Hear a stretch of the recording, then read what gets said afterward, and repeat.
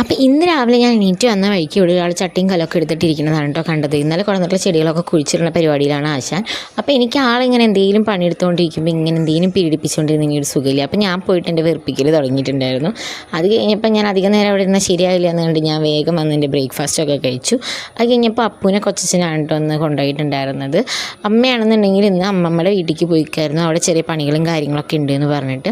അപ്പോൾ അപ്പൂട്ടൻ പോയ ഗ്യാപ്പിൽ ഞാൻ ഈ കളിപ്പാട്ടങ്ങളൊക്കെ എടുത്ത് വയ്ക്കുകയാണ്. അല്ലെങ്കിൽ ഞാൻ തന്നെ അതിൽ ചവിട്ടി കെട്ടി വീഴുള്ളൂ എന്നുള്ളതുകൊണ്ട് പിന്നെ നേരെ തുടയ്ക്കാനും കാര്യങ്ങളൊക്കെ നിന്നു. അമ്മ ഇന്ന് രാവിലെയാണ് തീരുമാനിച്ചത് പോണത്. അതുകൊണ്ട് ഒരു പണിയും കഴിഞ്ഞിട്ടുണ്ടായിരുന്നില്ല. അപ്പോൾ ഞാൻ വേഗം അതൊക്കെ തീർത്ത് പിന്നെ നേരെ തിരുമ്പാനുള്ള പണിക്കൊക്കെ നിന്നിട്ടുണ്ടായിരുന്നു. അങ്ങനെ തിരുമ്പലും തോരടലൊക്കെ കഴിഞ്ഞ് വേഗം കുളിയൊക്കെ കഴിഞ്ഞ് ഭക്ഷണമൊക്കെ കഴിച്ച് വന്നു. പിന്നെ വൈകുന്നേരം ആയി നോക്കുമ്പോൾ നമ്മുടെ സ്ഥിരം പണികളൊക്കെ ആയിരുന്നു. അല്ലാതെ ഞാൻ തന്നെ അത് ചെയ്യണമല്ലോ. അപ്പോൾ നേരെ അടിച്ചു വാരൽ കഴിഞ്ഞു. അത് കഴിഞ്ഞ് തുണിയൊക്കെ എടുത്ത് വെക്കുമ്പോഴേക്കും അമ്മ വന്നിട്ടുണ്ടായിരുന്നു കേട്ടോ. അപ്പോൾ അമ്മോട് കുറേ ന്യായമൊക്കെ പറഞ്ഞ് പിന്നെ നേരെ മിറ്റടിക്കാനും കാര്യങ്ങൾക്കൊക്കെ നിന്നു. വൈകുന്നേരമാണെന്ന് ചെടി നനച്ചത്. അപ്പോൾ അത്രയ്ക്കാണ് ഇന്നത്തെ വിശേഷങ്ങൾ.